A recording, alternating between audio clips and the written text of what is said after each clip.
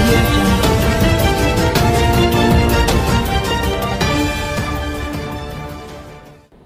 Clarity ఉంది, జనసేనకు ఉంది, కానీ తెలుగుదేశం పార్టీ క్లారిటీ మనకుంది, చాలా బలమైన క్లారిటీ మనకుంది. మొదటి రోజు ప్రతి అంశం 2014లో మేము పోటీ చెయ్యం, మీరు గెలవండి, మా ఓట్లు తీసుకొని అన్న క్లారిటీ ఉంది. 2019లో మేము పోటీ చేస్తాం, ప్రభుత్వాన్ని స్థాపిస్తాం అన్న క్లారిటీ కూడా ఉంది.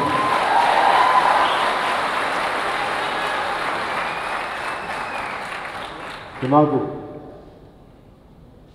ఈ రాజకీయ శిక్షణా తరగతులు మీరు అందరూ దయచేసి పాల్గొనండి.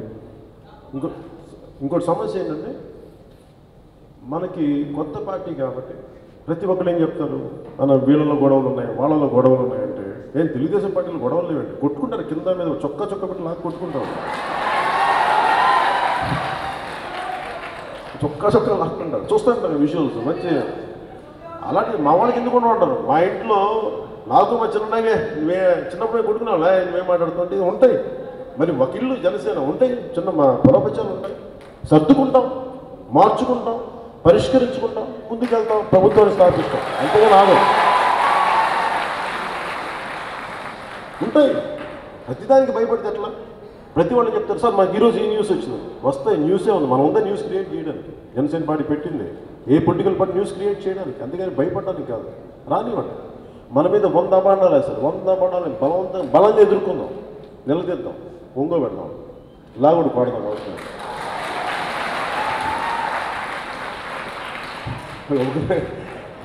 ఇంట్లో మాట్లాడేసాను కదా, మాట్లాడకూడదు ఇట్లా. ఎందుకంటే ఇది నాకు మన ఇంటి అనే భావన ఉంది కాబట్టి మాట్లాడేశాను, క్షమించాను. సభా మర్యాద కాదు కాబట్టి. అందుకని ముఖ్యంగా మనం మీకు చెప్పదలుచుకుంది, తెలుగుదేశం పార్టీ కానీ వైఎస్ఆర్సీపీ పార్టీ కానీ నిజంగా ఒకళ్ళేమో మమ్మల్ని గెలిపించండి ఇంకోసారి అంటారు. నిజంగా మీరు నిజంగా పనులు బాగా చేస్తే, ప్రజలు నమ్మకుంటే అసలు మీరు ఈ మాట అనరు. మేము గెలిపిస్తాను మిమ్మల్ని, నేను గెలిపిస్తాను మిమ్మల్ని నిజంగా మీరు చేసినట్టే. అలాగే వైఎస్ఆర్సీపీ కూడా నన్ను ఒకసారి ముఖ్యమంత్రి చేయండి, మీ సమస్యలు తీరుస్తారంటే కనీసం మీరు మాట్లాడరు.